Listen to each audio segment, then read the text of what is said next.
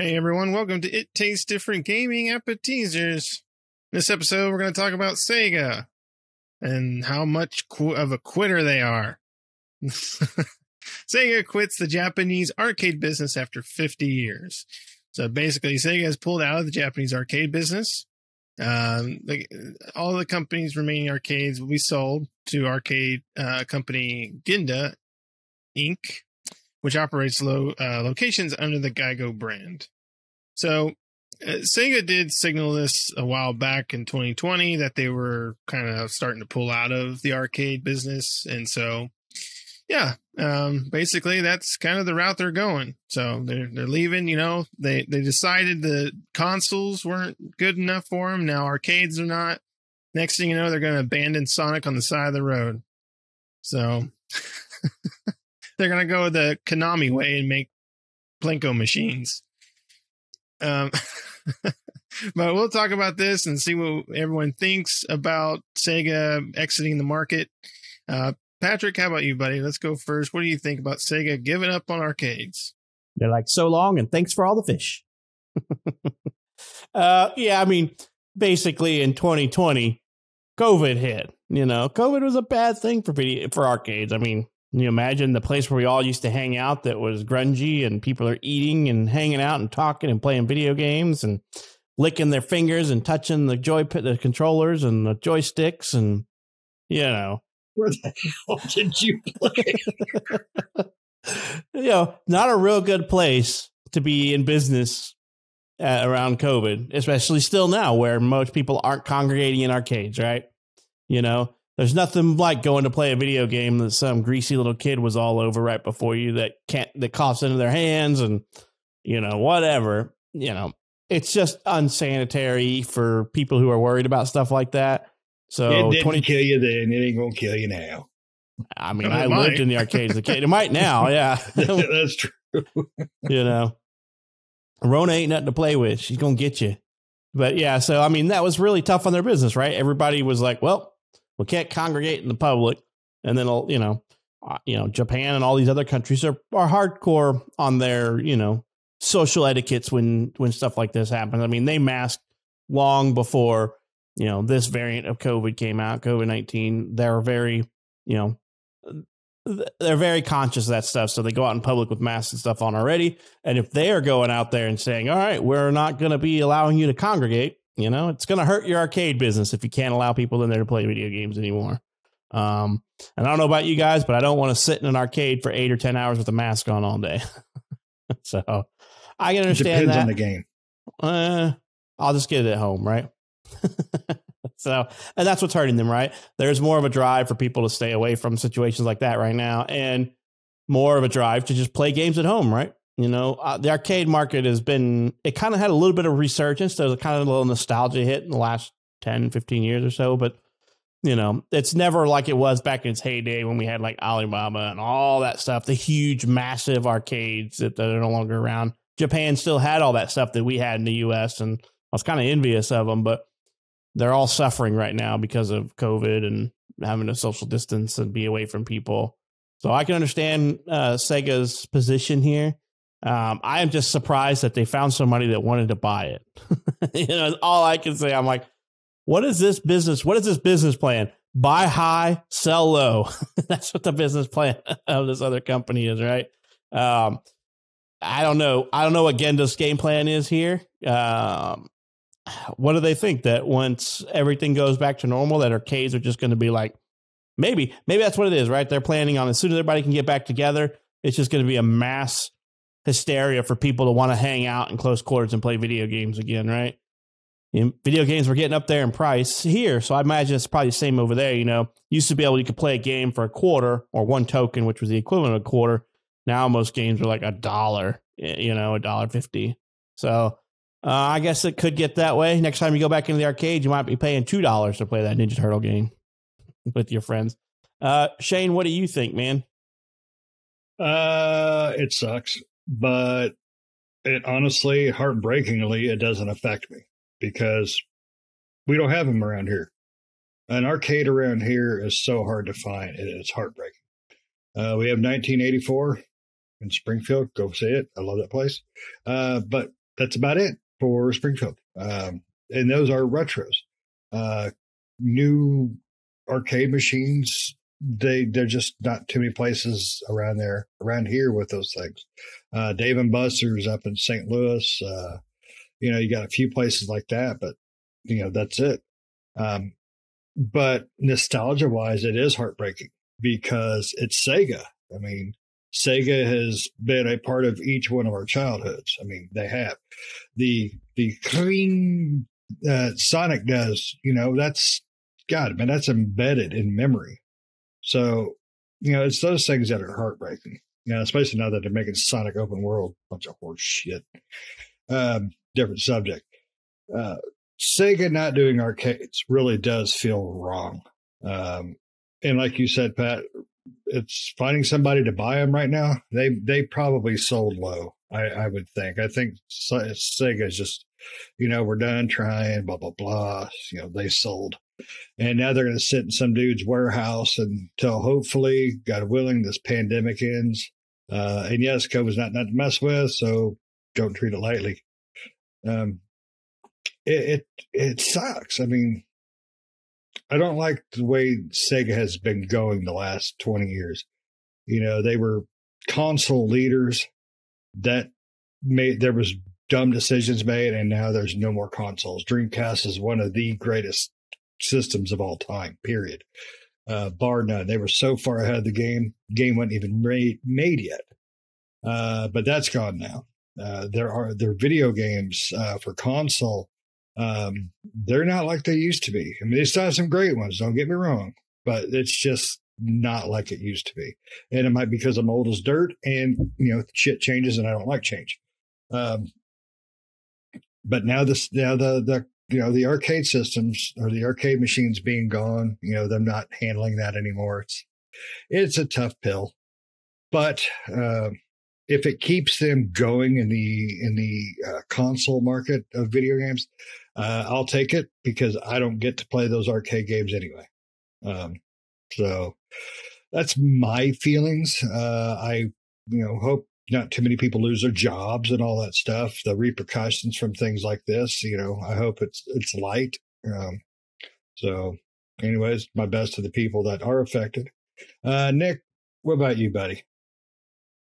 Yeah, it does suck. But, like you said, we're not going to be able to play them anyway. We hardly have any arcades, places here, especially with newer arcades. So I can understand, especially with COVID and the way the economy and various things like that around the world are things that are going on like that. It's probably a wise idea for them to get out of the market now.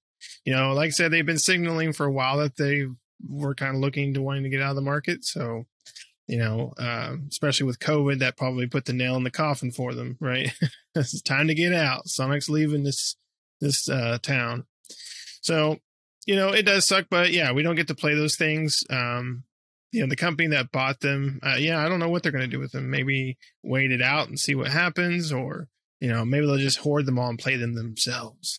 Now they don't, they put their own quarters in, but, Sega itself has definitely gone.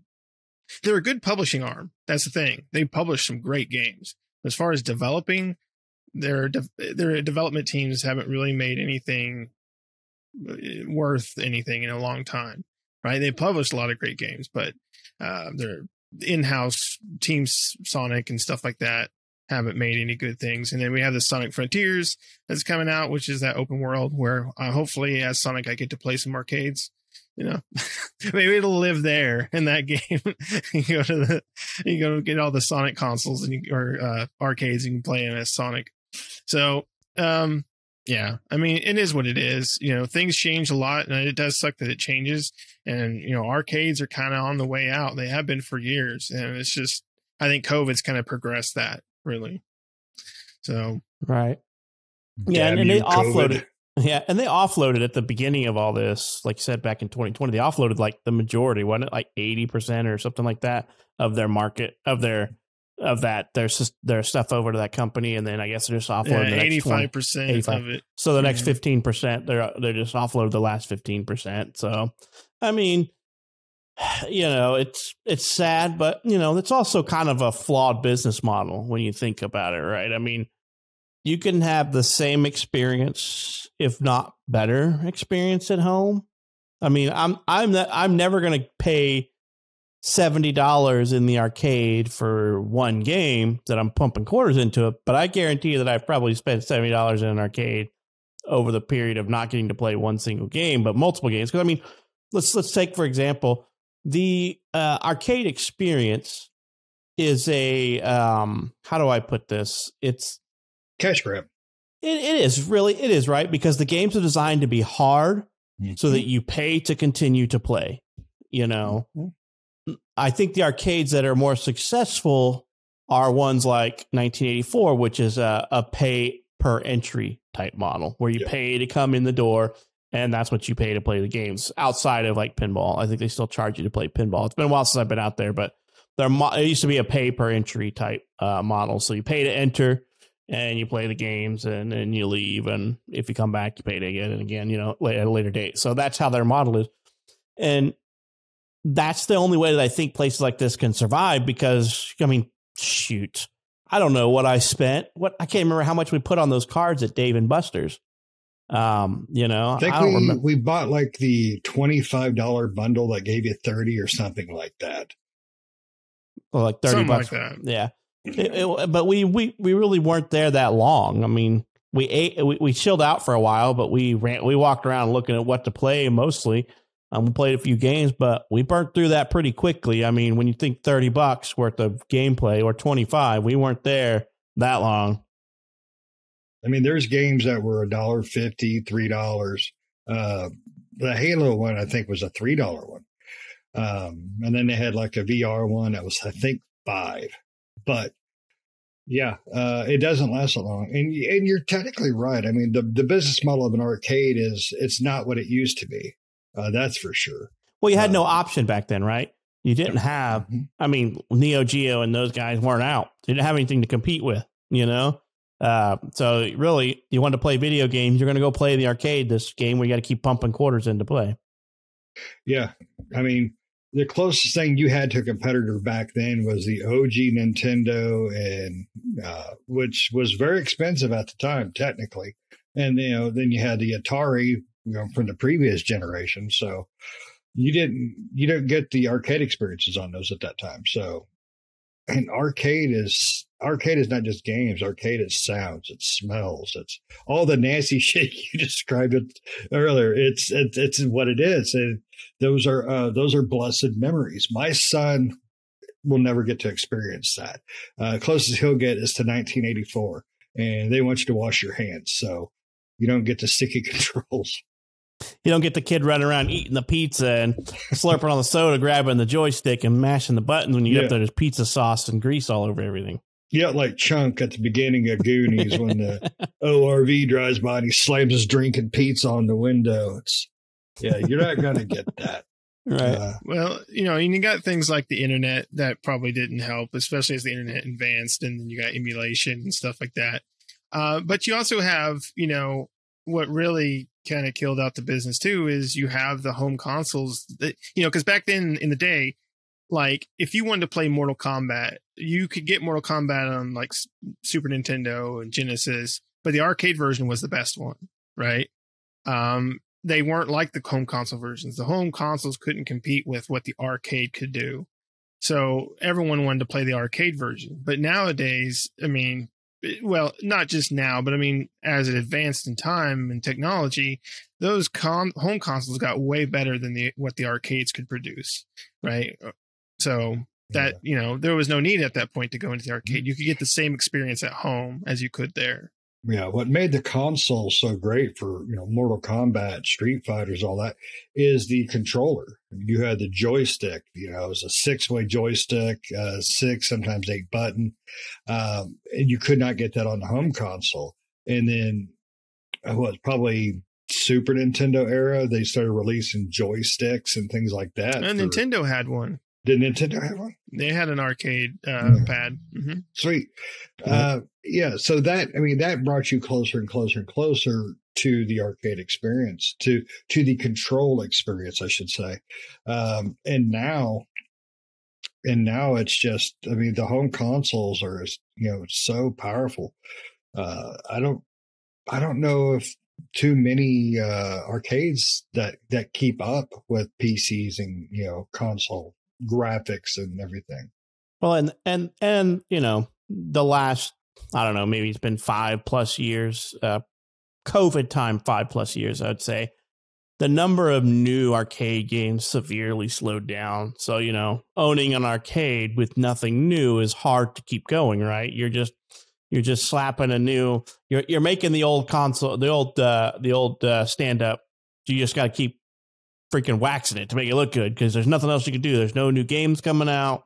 When they do come out, you're investing a pretty penny in something that is expensive to maintain, unfortunately, because people aren't the gentlest with things that don't belong to them. And that, I mean, how many times you've been to the arcade and you're like, all right, let's go hit some Altered Beast, or let's go hit some freaking whatever. And it's out of order because somebody had broke it. They were hammering on the joystick too hard or mashing the buttons too much. I mean, I remember when they came out with the old plexiglass covers for the top panel, and you'd go in and they'd be cracked and shattered. And you're like, you have to hit the crap out of that thing to break it. And you're just like, people are jerks.